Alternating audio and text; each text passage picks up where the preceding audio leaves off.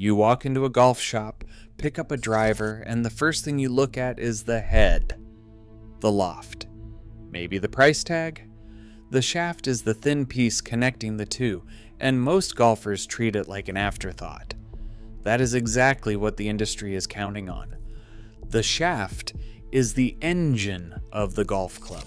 It controls launch angle, spin rate, accuracy, and distance more directly than the club head it is attached to. Get it wrong, and none of the engineering in that head matters. And here is the part nobody tells you at the counter. There is no industry standard for shaft flex. A stiff shaft from one manufacturer plays nothing like a stiff shaft from another. The letter printed on the side of your shaft is a marketing label, not a specification. It has never been regulated, never been standardized, and the golf industry has shown no interest in changing that. The average male golfer swings a driver at 93 miles per hour. The shaft most of them are playing was built for someone swinging 20 miles per hour faster. By the end of this video, you will know exactly which shafts are working against your swing speed, and the 3 that will actually put yards back in your game. The last shaft on this list is inside more amateur bags than any other, and the performance data on what it does to a 90 miles per hour swing is not pretty. Project X, HERDUS, Smoke, Black. This shaft has been the most talked about aftermarket upgrade in golf for the last several years. Low launch, low spin, tour level stiffness. It is the shaft that tour players reach for when they need to tighten dispersion at 115 miles per hour. The key phrase there is 115 miles per hour. The H is Arccos, Smoke. Black plays firmer than its stated flex because of how Project X profiles its shafts. A 6.0 stiff from Project X plays closer to an extra stiff from most other manufacturers. That distinction is almost never explained at the point of sale. A golfer swinging at 90 miles per hour puts the shaft in their driver, feels the low launch, watches the ball bore into the ground and leak right, and assumes they need swing lessons. They do not need swing lessons, they need a shaft that loads. When a shaft is too stiff for your swing speed, it cannot flex and release through impact the way it was designed to. The energy stored in the shaft never transfers. You are swinging harder for shorter distance, wondering what you are doing wrong. The Ventus Black is Fujikura's stability first, low spin offering. A shaft built specifically for players who generate enough club head speed to overproduce spin and need a shaft that suppresses it. The target player swings above 105 miles per hour and fights a high, ballooning ball flight. Below that speed, the Ventus Black does the opposite of what you need. Instead of suppressing unwanted spin, it suppresses the spin you need to keep the ball in the air. Launch gets too low. Carry drops. The shaft stiff tip section, designed to stabilize elite impact, prevents the mid-handicapper from squaring the face cleanly on anything less than a perfect strike. It is one of the most technically impressive shafts ever made. It is also one of the most commonly misfitted because it carries tour credibility that moves units regardless of whether the buyer can generate the speed to use it. Aldila Rogue Black. The Aldila Rogue Black became a cult shaft among serious amateurs in the early 2020s. Stout, stable, extremely low spin, designed for players who already generate effortless power and need the shaft to get out of the way. Tour players with swing speeds above 115 miles per hour put it in their bags for exactly that reason. The problem is that tour credibility spreads faster than tour swing speeds. Mid-handicappers playing the Rogue Black and the stiff or extra stiff profile are getting a shaft that was engineered to remove shaft assist entirely. For a player who needs shaft assist to generate launch and distance, removing it means one thing: shorter drives, lower ball flight, and a persistent fade they cannot explain. The Rogue Black is not a bad shaft. It is the wrong shaft for most of the people playing it. True Temper Dynamic Gold, X100. The Dynamic Gold is the most iconic iron shaft in the history of golf. It has been the benchmark steel shaft on tour for decades, and the X100 is its stiffest profile, built for professionals and elite amateurs producing extremely high swing speeds with their irons. Here is what the tour pedigree does not tell you. Playing a shaft that is too stiff in your irons produces low ball flight, reduced distance, a fade or a weak push on anything less than a perfect strike, and a loss of feel that makes it almost impossible to judge distance. A 15 handicapper playing Dynamic Gold X100 irons is fighting the shaft on every single shot. The club is working against the swing, not with it. The X100 Flex is appropriate for golfers whose 6-iron swing speed exceeds 90 miles per hour. Most amateur golfers are nowhere near that number. The shaft is in countless amateur bags anyway, because it is what the tour players use, and the label carries weight that the swing speed does not. Here is the fact the golf industry will not put on the product page. There is no governing body that defines what stiff means. The VP of Tour and Education at True Spec Golf stated publicly that when it comes to flex, there is no industry standard. A stiff label from one manufacturer can play identically to a regular from another. Project X plays firmer than its label. Fujikura plays differently from Mitsubishi. KBS plays differently from both. Two shafts with the same letter printed on them can behave like completely different instruments depending on the brand, the model, and the weight class. Every shaft on this list is marketed with imagery of tour professionals. None of those tour professionals have your swing speed. Nobody in the golf shop asked what yours was before you bought.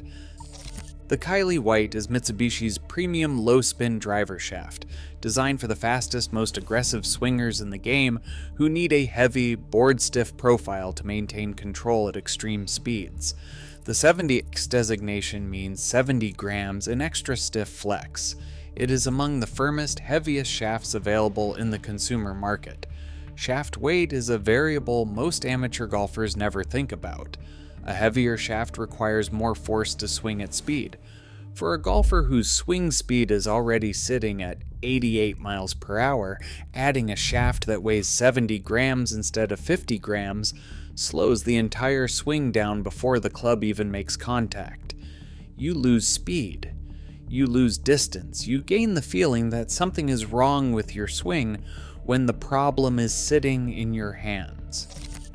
The Kylie White 70X is a technically excellent shaft for the player it was built for. It was not built for most of the people buying it. The Tour AD series from Graphite Design is among the most respected shaft lines in professional golf. The DI7 Stiff Tip, designed for controlled, penetrating ball flight, has appeared in the bags of some of the best players in the world. It also retails for upwards of $350 as an aftermarket upgrade, making it one of the most expensive driver shafts available to consumers. Price creates a psychological trap. A golfer who spends $350 on a shaft assumes they have bought performance. For a player swinging below 100 miles per hour, the Tour AD DI7 delivers a stiff tip that resists squaring at impact, produces a ball flight that launches too low, and generates insufficient spin to hold carry distance. The performance the shaft was engineered to deliver is contingent on a swing speed most buyers simply do not possess. The most expensive shaft on this list. For most golfers, the most expensive mistake. The three that are actually built for you. If your swing speed sits between 84 and 96 miles per hour, which covers the majority of amateur male golfers, the Fujikura Ventus Blue in regular or stiff flex is one of the most well-rounded, properly calibrated shafts available. It offers mid-launch, mid-spin, and genuine forgiveness. On-off center strikes, it does not carry the tour cachet of the Ventus Black. It will ADD distance to your game because it was built for your swing, not someone else's. For golfers in that same 84 to 96 miles per hour range who want a steel option in their irons, the True Temper Dynamic Gold 105, not the S300 or X100, is a lighter profile that loads correctly for moderate swing speeds, delivers consistent feel, and has been validated in independent fitting data as one of the highest performing iron shafts for the average amateur. If you swing above 96 miles per hour but below 105 miles per hour, the Project X HRDUS Smoke Red sits directly in that window. Lower spin than the stock offerings that come in most drivers, more user-friendly than the black, and genuinely built for the player who has speed but not tour speed. It is the shaft the Smoke Black gets credit for being. You bought the stiff because stiff sounded right, because your playing partner plays stiff, because the tour player on the advertisement plays stiff. None of those are reasons. None of them have anything to do with your swing speed. The shaft that was built for 115 miles per hour does not become better at 90. It becomes a drag. A lever that never loads, a spring that never fires, a $400 aftermarket upgrade that is actively costing you distance every single round. The average male golfer swings at 93 miles per hour. The shaft built for that player is not the one at the front of the display. It is not the one with the tour player's name on it. It is the one that nobody in the shop pointed you toward because nobody asked what you actually swing.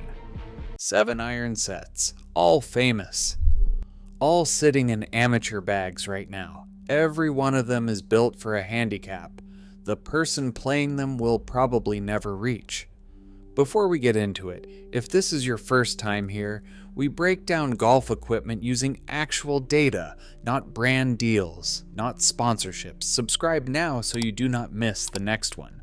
Here is the data. The T100 is Titleist's most recognized iron. Justin Thomas plays it. Wyndham Clark played it to win the US Open. Compact, forged, minimal cavity, engineered for precision ball strikers who need shot shaping control. Today's golfer confirmed almost zero ball speed protecting technology exists on the face. Their Test Pro saw one of the largest 7-iron carry distance drop-offs in the entire Titleist lineup with this model. MyGolfSpy identified the T100 as ideally suited to handicaps between 0 and 5. The most prevalent handicap range for male golfers in the United States is 15 to 19.9, representing 27% of all registered players. That group is regularly sold the T100. Because it has the most recognizable Titleist iron name in the game.